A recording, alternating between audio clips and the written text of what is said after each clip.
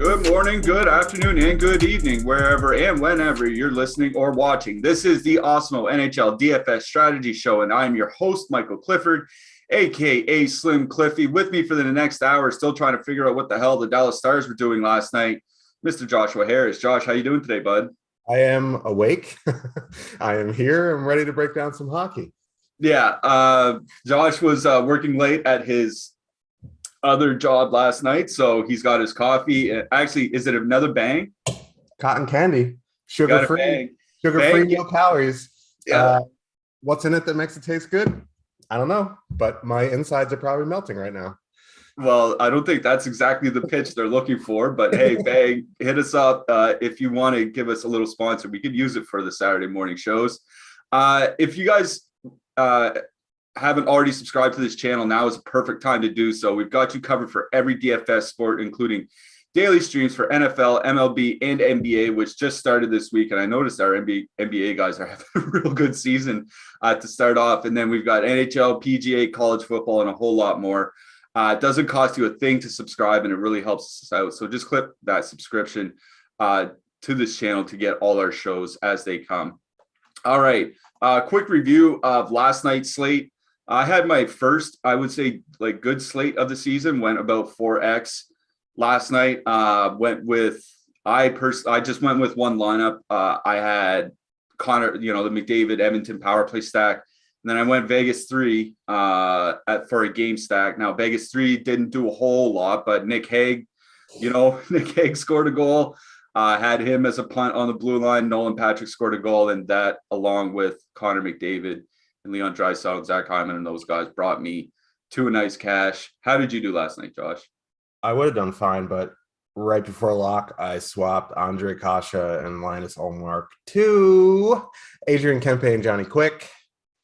Not the play. That was like a 35-point swap in the wrong direction, but it's all right. It was a short slate, so I didn't play massive volume today. 10-game slate. Looking to get back on the horse. I see everyone is in chat. Why are you? I mean, I don't pretend to know what's going on in their lives, but 9 a.m. on a Saturday, Jake and Matt are in Central Time. 8 a.m. on a Saturday, joining us. That's nice of them. Yeah, I did. Like, honestly, Jake, it feels like he's like always the first one on the site every morning, and he's the one living in Central Time, like 2 hours behind me. And one thing I want to talk about, two things about last night's slate real quick, and I think they're important to stuff that we talk about a lot. One, Edmonton, again, matchup proof, right? Inevitable. Yeah. Now, Connor McDavid came in at much higher ownership than I think we had him. I think we had him projected around 20%. He was probably a little over 30% in some single entry stuff. But, Leon Draisaitl was down, 10 to 15%. Zach Hyman was fairly cheap as well. We talked about how Vegas has slid a bit defensively, but again, anytime Connor McDavid and Leon Draisaitl and those guys are on the road and they might come in under-owned to what you think they should be, play them. Oh, yeah. I mean, until they're priced into a range where, like, they cost more than a first line, like, you just got to just put them in. Like, yeah. It is what it is. Like, you just don't even have a choice. The second thing I want to talk about is Miro Heiskanen. He had a really big game last night for the Dallas Stars. 1 goal, 2 assists, shot block bonus on DraftKings as well. The reason I bring up Heiskanen is because we talk about him a lot. We talk about him and John Klingberg a lot, about how different types of players they are.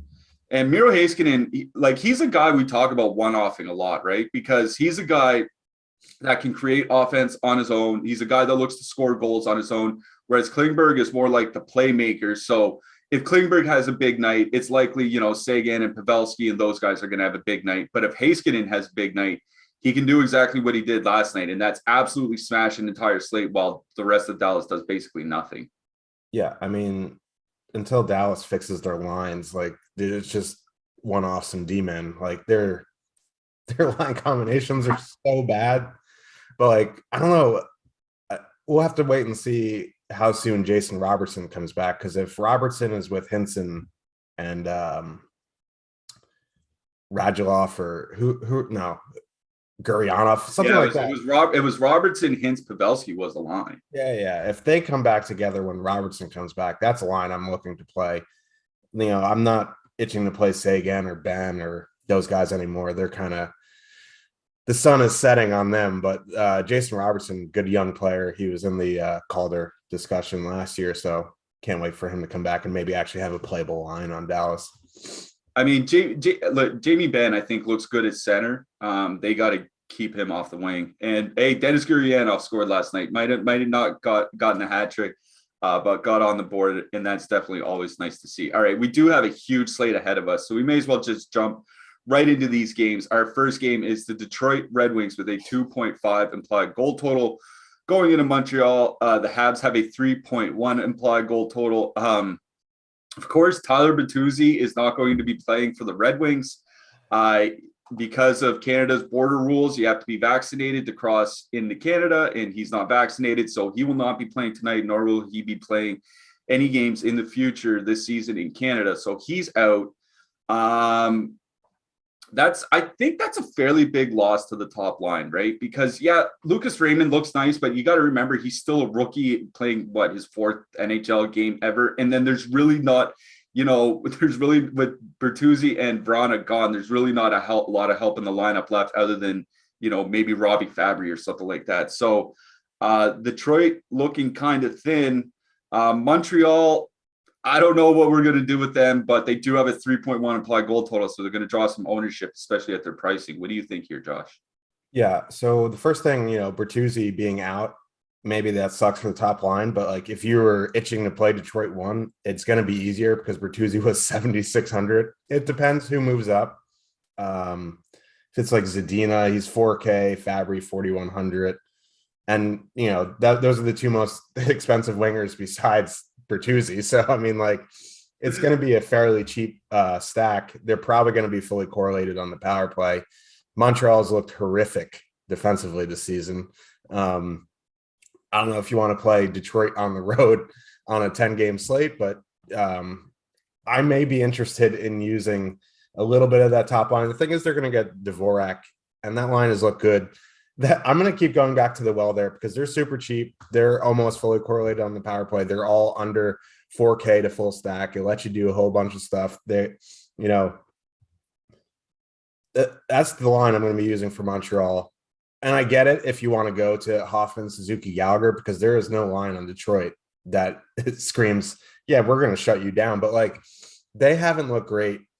Hoffman is, just in the second game. They are fairly cheap, so I would imagine they're going to get a little bit of ownership just because of the name recognition on that line. Mike Hoffman's kind of like a DFS, like, oh, this guy scores. The only thing he does is score on the power play. So, I mean, they're probably going to get ownership. So I'm going to go back to that Dvorak line. And if you want to go to that third line, perfectly fine because, the bottom six of Detroit is horrific. So if you want to do a Toffoli, Caulfield, two-man, or you even want to add Peralt or Perot, it's too early for these vowel names at 2,500. You can do it certainly. So as much as I hate this game, I think there is some stuff that you have to consider. Yeah, I'm with you on the Dvorak line. I do think Suzuki plays against that top Larkin line, and like if there's a tough matchup in Detroit, it's probably going to be that top line with Dylan Larkin, especially, Moritz Seider's been playing a lot with them. Moritz Seider's a guy that's looked really good for Detroit this year. We'll get to him in a second. So I'm with you on Dvorak, Drouin, and Anderson. Like, they've actually looked good as a line this year. I was a little skeptical coming into the season. Dvorak on a new team. Drouin didn't play much last year. Josh Anderson kind of had a rough end of the season, but they've looked really good. Ownership should be in check. Obviously, we don't have ownership yet. We're doing this at 9 a.m. Eastern. All our tools and stuff haven't run, but ownership should be in check. So, yeah, I do like that line. I know that they're kind of split up on the power play, but that's not a huge hindrance for me. I do like that Dvorak line. I'm with you there.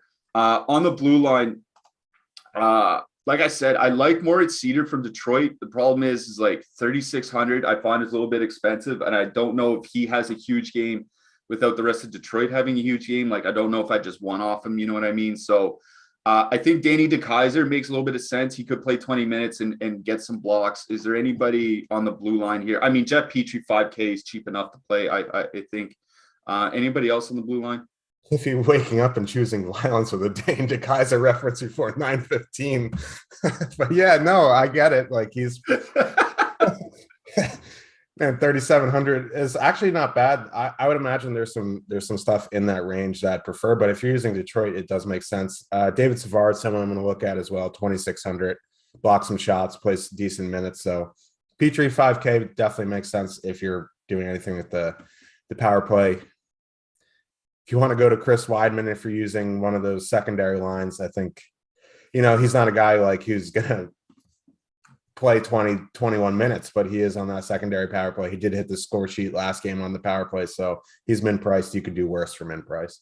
Yeah. I agree with that. Either of the goalies here, I just want to mention one thing real quick.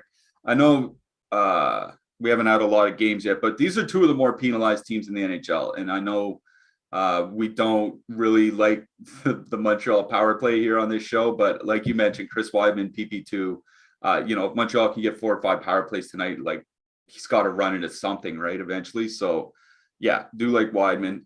In net, I don't mind the prices on those Detroit goalies, regardless of who starts, whether it's Net or Grice. What do you think?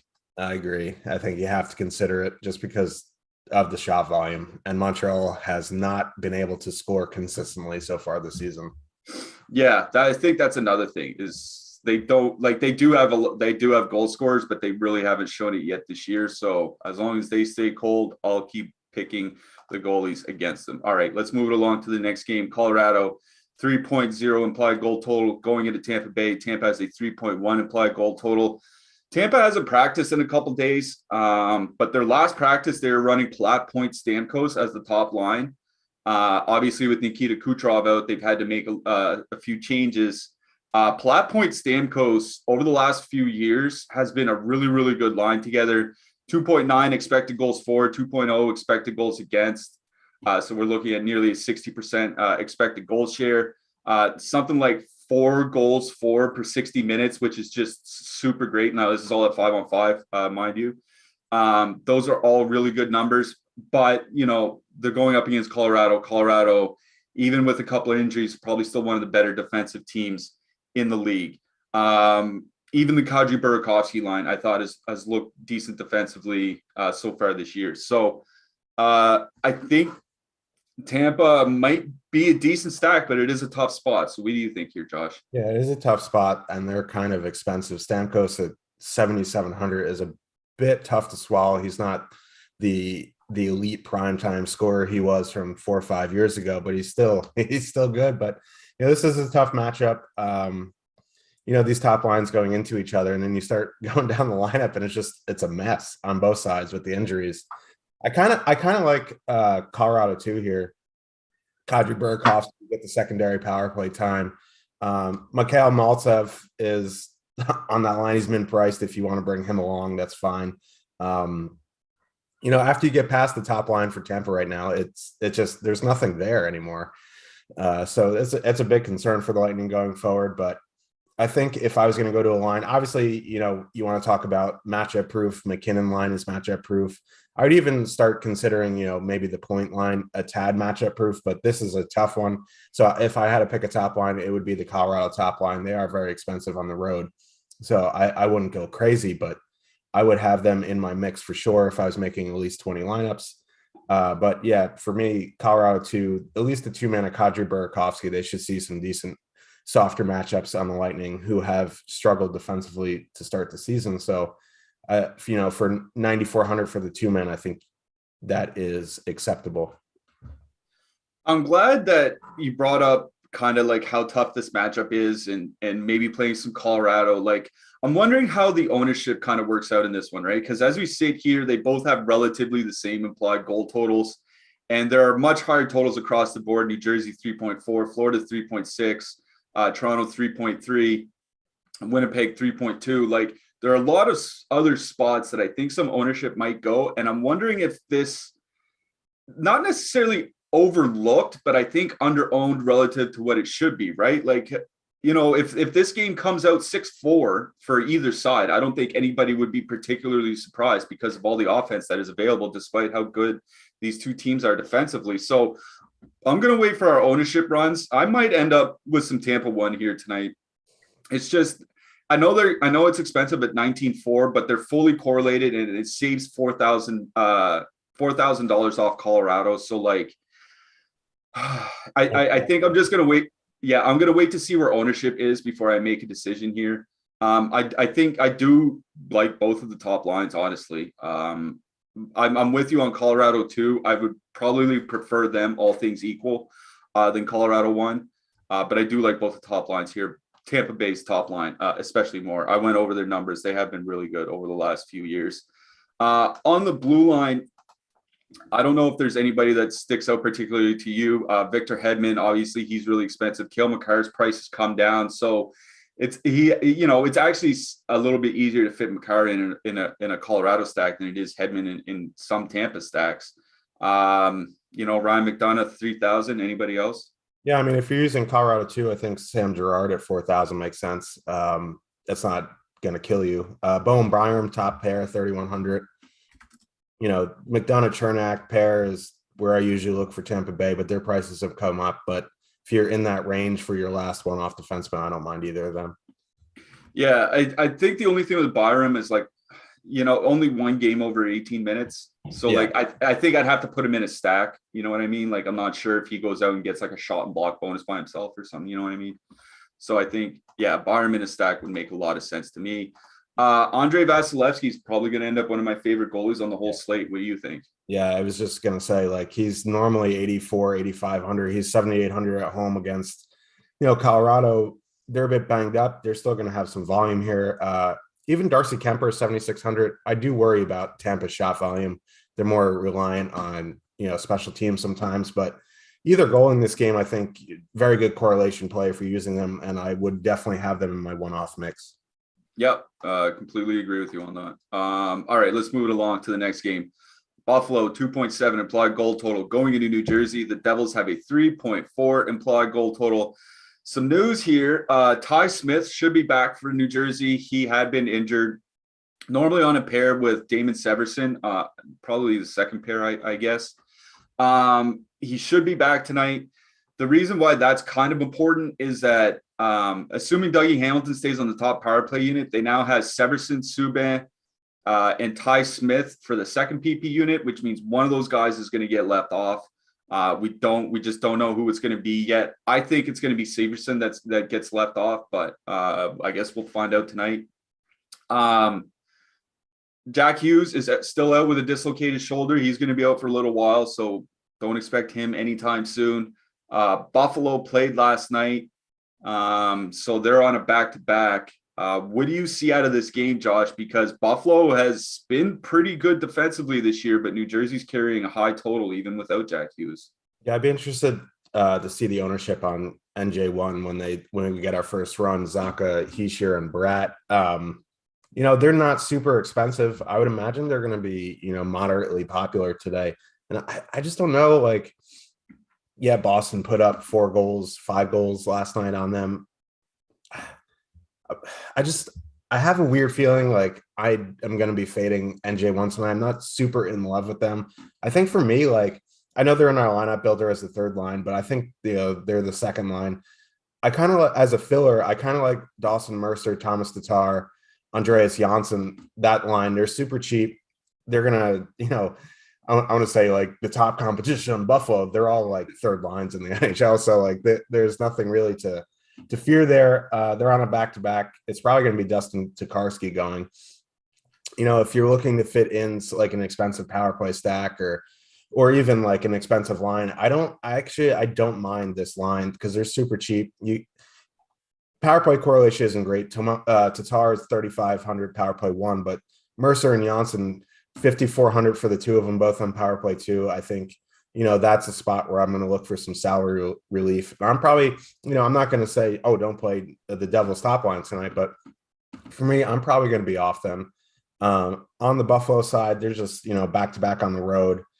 Probably, the Tage Thompson line is going to be a little overowned with some negative leverage. So I'm probably just going to be looking for maybe a one-off defenseman here and there on the Buffalo side. Yeah, there's just not a whole lot. I'm going to see what the lines look like in morning skate as well, because Yanni Kokkonen was moved up to the top line for New Jersey. So like we could see some line changes there. So just not a lot that I really like out of this game. I mean, Yegor Sharangovich, I was really high on coming into the season, but his ice time's declined, and it seems like he's lost his role now that Jack Hughes is gone. So I think I'm with you that the only thing I really like out of this game is New Jersey 3. I like that Mercer, Tatar, Janssen line. You get two of the guys on the second power play unit. So, we just talked about how expensive Colorado 1 is. Well, that New Jersey 3 line is one of those lines that can fit in perfectly with them, right? So, I like that call with Tatar and those guys down on the third line. So I'm with you. Tatar, Janssen, Mercer. That's what I'm liking out of New Jersey. On the blue line, we're going to have to see how everything goes. I assume Ty Smith gets his top PP roll back, and Ty Smith is 25 or second PP unit roll back. Sorry, Dougie Hamilton's going to stay on the top unit, and he's 2,500. So he's my guy out of this game. Oh yeah, me too. Especially if you're using MJ3, it's just that 4-man's just so cheap. Let you do whatever you want for the rest of your lineup. And on the Buffalo side, like I don't know, there's really not much there that I want to play. So I'm probably just completely out on Buffalo altogether. All right, fair enough. I saw a question in chat asking for some thoughts on the afternoon slate today. We have two games starting at 1 p.m. Eastern. Rangers going into Ottawa to play the Senators, and then Flames going into Washington to play the Caps. Neither you nor I have researched this slate. We were researching the night slate for this show. So obviously anything that we say right now is coming just off the top of our heads. The one thing I will say is that Calgary top line has looked absolutely dynamite so far this year. And I know they're going to get that Washington Lars Eller matchup, but I really don't care about that. It doesn't really scare me. Calgary 1 or Calgary 2 is a line that really sticks out to me on the early slate. See where the ownership runs are on them. What do you think? Yeah, I agree with that. I would imagine a lot of people are going to go back to the Rangers top line because they're fully correlated. Panarin, Zibanejad, people just love that combo. They have not been great together. That Hedl line actually looked pretty good last game. Lafreniere and Hedl had some pretty good chemistry. Sammy Blais coming along for the ride, but they're super cheap. That Ottawa top line looks pretty good too. I just don't like stacking against Igor, Vezina, Goat, Shesterkin. So, you can listen. Like the Rangers are like, oh, we found a goalie that's going to bail us out like Hank for the next 10 years. Let's stop rebuilding. So look at me getting angry every time I talk about that. Here we go, 9:30 in the morning. Let's go, baby. I get angry every time I talk about the Rangers, but I do like that Hedl Lafreniere line. I do like Ottawa 1. It's a 2-game slate. Yeah, obviously I have to consider them. Igor and Markstrom are my favorite goalies, but I agree with you on Calgary. And obviously, if you want to use Ovechkin, use Ovechkin. He is very pricey for this 2-gamer, though, so just be aware of what you're doing. Yeah. John Carlson's still under 6K, so you know what to do there. Yeah. All right. I think that sounds about right. So we're gonna go with maybe some Ottawa and maybe some Calgary for the early slate. Good luck to anybody playing that early degen slate. To celebrate the start of the NBA season, we have a special tip-off deal which grants all new Awesemo Plus members 50% off their first week of Awesemo Plus Platinum. Just use the promo code Curry at checkout. That's CURRY, all capital letters at the checkout. The link in the description will take you directly to the checkout page. This includes full access to the premium content and tools on Awesemo.com for every sport, including the NHL. You'll get player projections, ownership projections, our super popular NBA boom bust tool, lineup builders, and a whole lot more. This offer is valid through Monday, October 25th, so you just have a couple days to take advantage of this. Lock in your deal to start your Awesemo Plus membership for only $15. That's promo code Curry, all capital letters. And if you want to check out some of the premium content we have on the website before investing any of your dollars with us, today on the site we do have some free premium content up. We have NFL rankings, we have NBA boom bust, we're going to have NHL ownership once those are run, and we have MMA pro plays for tonight. So we do have a ton for people to just take a look at if you just want to take a look of what we're all about before trying out Awesemo Plus for 50% off your first week. We've also partnered with Yahoo Fantasy this NHL season to bring you some great offers. We have a limited time offer that gets you a free month of Awesemo Plus Platinum. To qualify, all you need to do is to be new to Yahoo. Sign up for an account via the link below, deposit and play. That's it. Yahoo will send us your name after you play in your first paid contest, and we'll reach out with your coupon. If you need immediate access, email support@awesemo.com and we'll get you set up. You can also claim a free $10 below, which can be used to enter any Yahoo contest. Make sure to use our DFS tools and projections designed specifically for Yahoo to give yourself the best shot at winning big. And I think one of the bigger selling points for playing on Yahoo, 12% or less management fees. Honestly, you can't really beat it. We're paying 15, 16% DraftKings and FanDuel. So if you want to get a free month of Awesemo Plus Platinum, you just need to be new to Yahoo and sign up for an account via the link below. It doesn't get much better than that. All right, let's move it along. We have the Florida Panthers with a 3.6 implied goal total. They're going into Philly. The Flyers have a 3.0 implied goal total. I just feel like that Jim Carrey gif, like, oh boy, here we go again. It's Florida 2 night, baby, isn't it? Yeah, I see people in chat. Let me guess, Florida 2. And your answer, yeah. So, but also listen, Florida 3 is on my radar now. I like that line tonight, Sam Reinhart, Anton Lundell. I was asking you, I was like, is he actually good? And you're saying that he is eventually going to be a top line center. So listen, that you're going to get the depth of the Flyers. Carter Hart in net. He's up and down, left and right. He's the Wonka Vader. So I like that third line. Listen, Florida 2, getting that Derek Brassard matchup. It's a plus matchup for Florida 2. They're not, their prices really haven't moved. So what is there to say? Like, if it's not broke, don't fix it. They haven't been great from a DFS standpoint. Unlike big slates, they've been terrible on when they're like, it's the only game in the early. That's what I'm talking about. Sam Bennett goes out, has a hat trick on an Island Showdown game. Like, what are we even doing here? Yeah, it's gonna happen. Listen, Florida 2, just do it. just the opposite of drugs.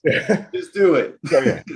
No, but listen, Florida 2, Florida 3, I really like that top line of Florida. They're going to get the Couturier matchup, which is really interesting because both of the top lines have really, really good numbers. They're probably going to cancel each other out a tad. If this was a smaller slate, like a 4 or 5 game slate, I'd probably consider both of these top lines. But because it's a 10 game slate and because of the prices of some of these guys, like I'm probably just going to move down to the secondary lines here, Florida 2, Florida 3.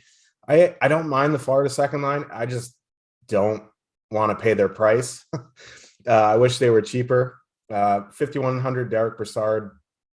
He's actually looked really good, but I just don't know if he's going to sustain that. I do really like Cam Atkinson and Joel Farabee. You know, I think that's probably what's helping his game. Like when he was on the Sens, he was playing with God knows who. So, yeah. So for me, Florida 2, Florida 3, I will have some Philly 2 in the mix as well.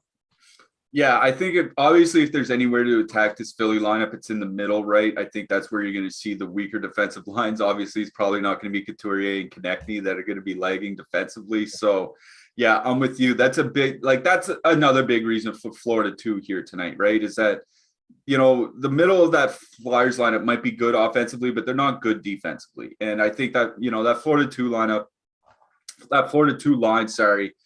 you know, we know how good they were last year.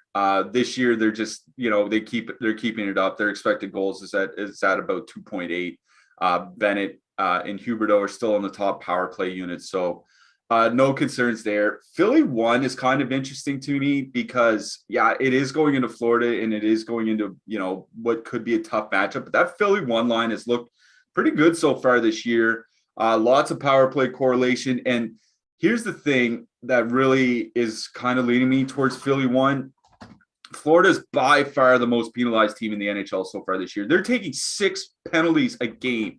If you give up 6 power plays to any team, I don't care who you are, I'm going to have a lot of interest. So I know Philly one's expensive, but they're definitely at least going to be in some of my mix. We're going to look at ownership. I imagine ownership's not going to be super high on them at their price on a slate this size. So I do like Philly one, especially if you're playing a ton of lineups here tonight. Again, on the Florida side, Florida 2, like I don't really have to go over it. I just think they're one of the best offensive lines in hockey, and they're not being priced up to where they should be. The only reason everybody's not clamoring over them again is because their big game came on an island game last Saturday. So let's hope that they can do it now that they're on the main slate. Anything on the blue line here? I noticed Aaron Ekblad is just skyrocketing in price, 7,100 on the road, man. I don't know how we can do that. Ryan Ellis might be out tonight. That could change up the second power play unit. What do you see here on the blue line? Yeah, if Ryan Ellis is out, I mean, I'd probably go Sanheim over Provorov if you're using that second line, just because he is $2,000 cheaper. But, you know, I'm not really clamoring to play many guys on the blue line at their prices in this game. Ekblad overpriced. Uyghur Forsling almost 5K. You want to go to DFS darling Radko Goodass for 2,700, go for it, but that's not something I'm going to be doing.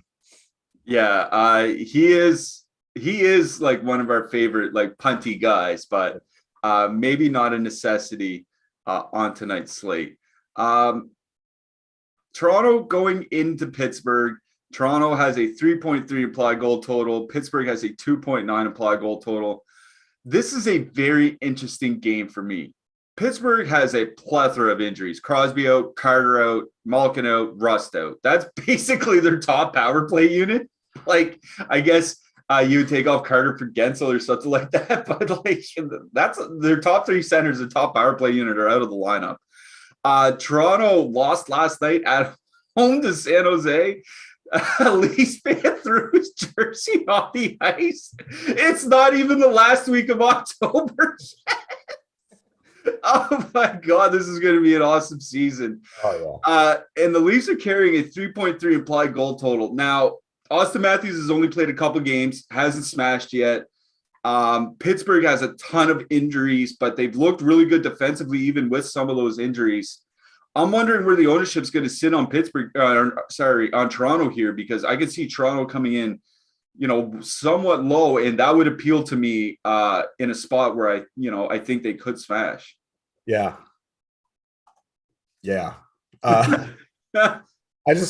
Marner's a fraud. What? Oh boy, we're getting spicy. Yeah, no, but what the Leafs are what? They have the most expected most expected goals in the NHL, but they're just not scoring right now. Like, it's the dam's gonna break eventually. And it might be tonight, but it's like back to back on the road, and these prices have come up. Like, Marner's gone from 6,900 to 7,800. Matthews is more expensive. Tavares 7,400. Nylander 7K.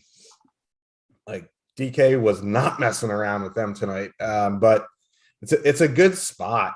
It is back to back on the road. It does concern me a little bit. One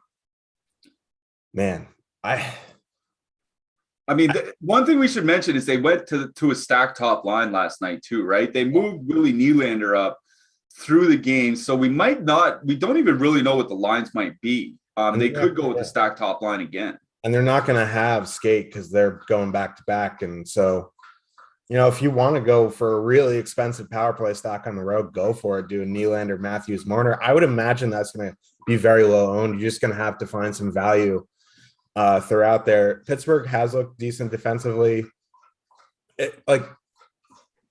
Toronto's gonna score this season. Like, it's gonna happen. Like, yeah, it's hilarious to watch Leafs fans squirm because they've looked terrible, but like, they're gonna explode for like 7-8 goals like randomly, and this might be the spot. So I think you're gonna have to have some Leafs here. Again, I don't mind going back to that third line. Andre Kasha scored his goal, ran into the ref, got hurt.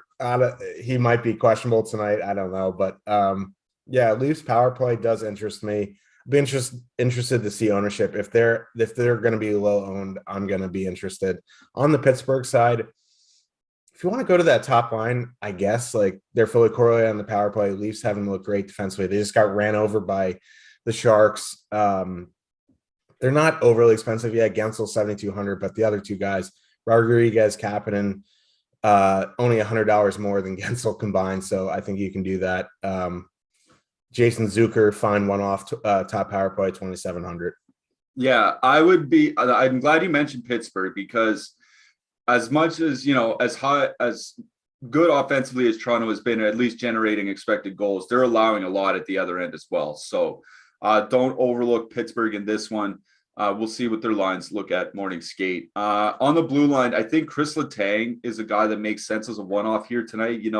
Pittsburgh could pull what Dallas did last night, right? Close 3-2 game, and Letang gets in on all the goals because of how spread out their lineup is. So I do like Chris Letang as a one-off. Morgan Riley all the way up to 6,400. Man, that's getting just straight exclude him territory for me. Oh yeah, I have no interest in Riley. If you are going crazy and doing a full Leafs power play stack, you're gonna have to play like min price players. You can do it, but I'm not gonna one off Riley. Letang makes sense for sure. Mike Matheson min price interests me as well. Yeah, old Matthew boy, love him for min price. All right, let's get to the next game. Carolina 3.1 implied goal total going into Columbus. The Jackets have a 2.5 implied goal total. Carolina just coming off a fairly big game where Svechnikov and Aho and those guys won some tournaments for some people. Columbus, I think Columbus for me has been a tale of two teams. I think their top six has looked really, really good most of the season. And I think their bottom six, except for that one game Max Domi played, has looked really, really bad. And so that kind of, it leads me, to not necessarily like Carolina as a whole, but there are parts on Carolina I like. But I want to get your thoughts on this game first, Josh.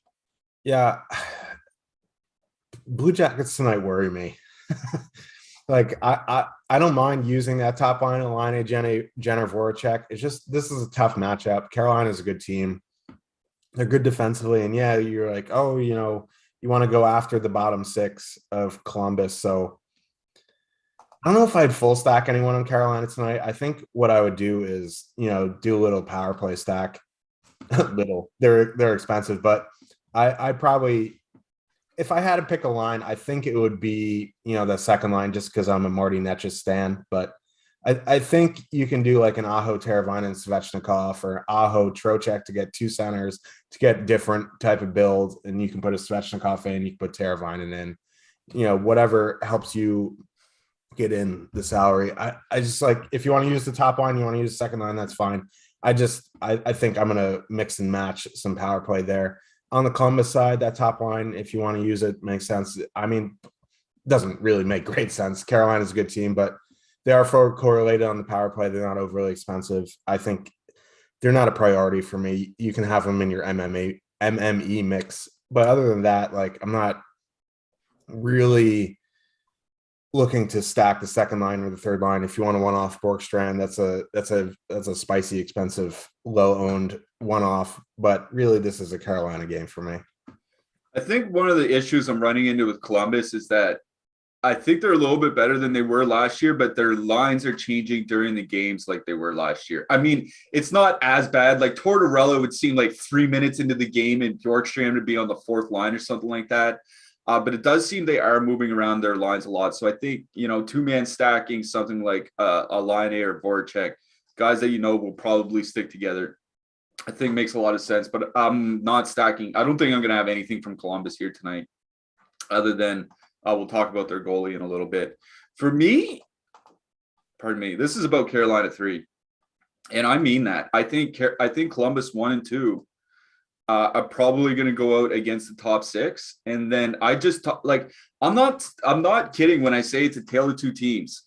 Columbus is their entire bottom six. The entire bottom six is under 40% expected goal share so far this season.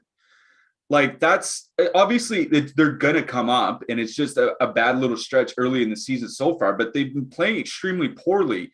And we've talked about a lot of expensive lines we might like tonight. We just talked about Toronto, Colorado we talked about earlier on the slate. There are, Philly is surprisingly expensive for some reason. There are a lot of expensive spots, and Stahl and Niederreiter and Fast the three of them come in under 10K as a line. Now, I probably wouldn't stack the three of them, but the two, Niederreiter and Fast or Niederreiter and Stahl or something like that. I think they can do real well against the bottom six of Columbus, and they're all getting some secondary power play time. So I like Carolina 3 here tonight. That they're going to be one of the secondary stacks I look towards. Anything on the blue line or net outside of, correlating? Not really. I mean, Brady Shea, 2,800, Ethan Bear, 27. Like, these guys are just like always cheap and they always play minutes. So if you like someone on there, play them. Mr. Lickens at 7,300 at home interests me. Carolina's a pretty good shot volume team. If, he's on his game, he could see a saves bonus. So those cheap goalies, and he's not even on the road, he's at home. So I think you can have Merzlikins in your mix. Yeah, I do like Mr. Lickens as well. One defenseman I will name from Columbus is Gavrikov. Don't mind him for his price. He could see some blocks here tonight. All right. Have you ever wondered how you can be part of the Awesemo Hall of Fame, Josh? Oh yeah, I can't sleep at night because I haven't been part of it yet. Yeah, well, you're gonna get there eventually, buddy. The Awesemo Hall of Fame is where we celebrate people that find a lot of success using our tools. So if you want to be part of the Awesemo Hall of Fame, all you have to do is download the Awesemo avatar from awesemo.com/avatar. Plays top 3 in a contest with over 5,000 contestants. Tweet the win to Awesemo Hot to the Awesemo Hoff Twitter account. That's Awesemo HOF. And you can win a free month of Awesemo Plus Platinum. Run through, you can only have one free month per calendar year. So even if you keep winning, you can't just keep applying for a free month of Awesemo Plus Platinum, as awesome as that would be. And you see the screenshots that we have. We have Big Daddy with the share first for 60K. We have the NBA, like I said, our NBA guys have been crushing it. We have Praz coming in for 2K in first. P. Hanley with a 50K again, this time in NFL. These guys have just been crushing it all year long. So if you want to get into the Awesemo Hall of Fame, avatar from awesemo.com/avatar, place in the top 3 in a contest with over 5,000 contestants and tweet the wins to the Awesemo Hoff account. All right, Josh, we got about 10 minutes left, and we got a bunch of 4 more games to get through. First game, Nashville, 2.9 implied goal total going into Winnipeg. Winnipeg has a 3.2 implied goal total. The big news here is whether Mark Scheifele and Blake Wheeler play tonight. Both those guys, COVID protocols, COVID positive. These guys are both positive cases. It's not a false positive or close contact or something. But they're saying, I think it was Wheeler was symptomatic. Yeah. But Mark Scheifele was asymptomatic and I think could only produce 1 negative test. He needed to produce 2 before the last game, which is why he didn't play. I think for me, that means Scheifele will probably play tonight. We just don't know right now as we're doing this show at 9:45 a.m. Eastern. But if I were to make my lineups right now, I would do them expecting Scheifele in. So what do you like out of this game, Josh? Yeah, Scheifele being back would probably mix up the lines a little bit here, obviously. But yeah, I like both sides. Like Ryan Johansson's price is coming down into a range where it doesn't make me want to vomit when I put him in. So like they're fully correlated on the power play. Winnipeg's penalty kill still a bit suspect. Duchesne only 3,400. That line is fairly cheap, fully correlated on the power play. I think they can definitely be in your MME mix. I really do like the Jets as well tonight. It's just we got to see with Scheifele. As it stands, he's not in right now. They made Kopp a center on DK, so the top line is not 3 wings. But for me, as it stands, if he's out, I like the duo of Kyle Connor, Pierre-Luc Dubois. That's probably where I would go. If you want to add Ehlers in for a 3-man power play 1 stack, I think that is perfectly fine. It just be aware, the Jets will have morning skate here in probably like the next 3-4 hours. We should get some news, whether he's in or out. So I'm not going to conjecture where Scheifele is going to play, what the lines are going to be like. So as it stands, I do like the Winnipeg second line, Dubois, Connor, and then some Winnipeg won, or excuse me, Nashville won. Yeah, I'm glad you mentioned that Nashville won, because that's kind of the way that I'm leaning. Like, it doesn't matter who's on the top line. The Winnipeg top line has not been good defensively for years now. It doesn't matter if Blake Wheeler there. It doesn't matter if Andrew Copp's there. It doesn't matter if actually I think Paul Stastny made a big difference for them sometimes last year. But you know what I mean. Nashville won has actually looked fairly decent this year, and Forsberg's price has finally come down to 6,500. For some reason, they had a price like 7,400. I was like, he was in the Tyler Bertuzzi range for absolutely no reason, but he's down. So now you can stack that line for about 14K, which is very, very reasonable. You can still stack, an expensive like Toronto line, or, you can game stack with Winnipeg or Carolina line. Like, you can still stack other top lines in with them. I do like Nashville one. We have seen them have some success in some form or other in the past. My only concern is they're playing a little bit slow, like their pace isn't high, but I imagine they're going to come in at low ownership, so I like that as well. On the blue line here, should mention Neil Pionk moved to the top power play unit. Pretty reasonably priced at 4,700. What do you like here? Yeah, I like Pionk. Yossi's a bit expensive for me, 7,200 on the road. Sorry, Jake. But, if you're using Nashville one, he obviously makes sense because Nashville one is reasonably priced. You can put in Yossi there. It's really about it on the blue line. Like, I'm not interested in Morrissey. Schmidt is okay, I guess. If you want to punt, Brendan Dillon min price, I think is the guy. Yeah, I do like that Brendan Dillon call quite a bit. All right, let's move it along. Los Angeles, 2.5 implied goal total going to St. Louis. The Blues have a 3.1 implied goal total. One thing about the Kings was Drew Doughty got hurt last night.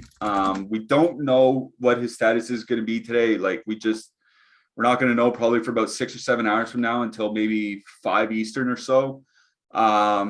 But he may be out. Pavel Buchnevich is definitely out for St. Louis tonight. He got suspended. I guess it's just that something in that St. Louis water. So St. Louis had some really different lines at practice yesterday. Klim Kostin on the top line with Ryan O'Reilly and David Perron. Braden Shen on the second line with Jordan Kyrou and James Neal. And then Robert Thomas on the third line centering Ivan Barbashev and Vladimir Tarasenko. It seems like, they're leaving some pairs together. Shen and Kyrou are staying together. Thomas and Tarasenko are staying together. Aro, Nara, and Perron staying together. But everybody else is just being thrown around the lineup.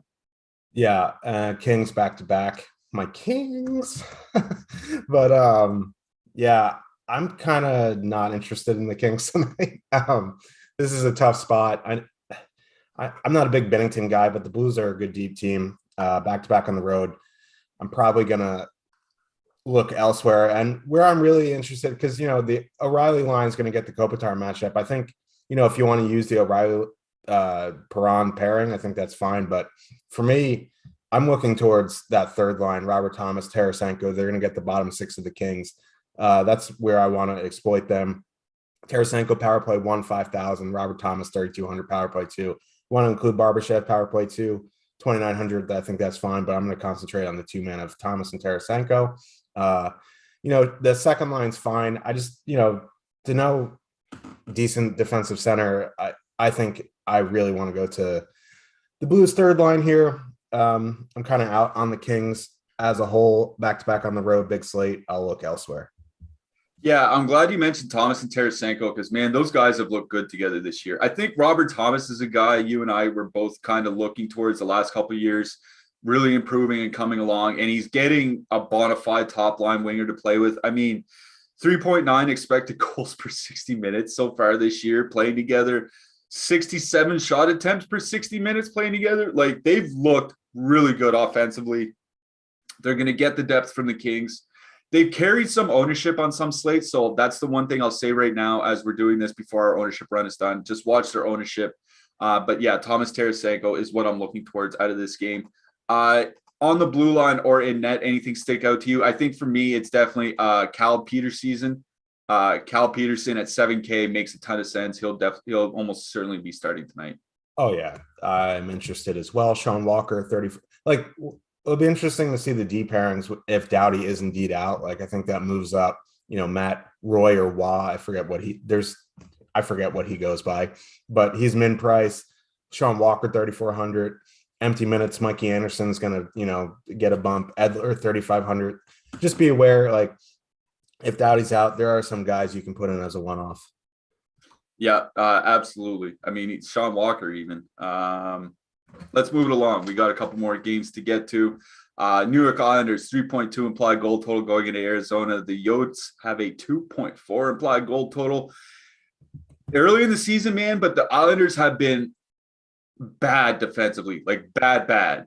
Not sure what's going on. Obviously, like I said, still early. We need some numbers to equalize, but this could be one of those spots that gets really, really overlooked. And if something happened that the Islanders are suddenly bad, Arizona could be in line for a really nice game tonight.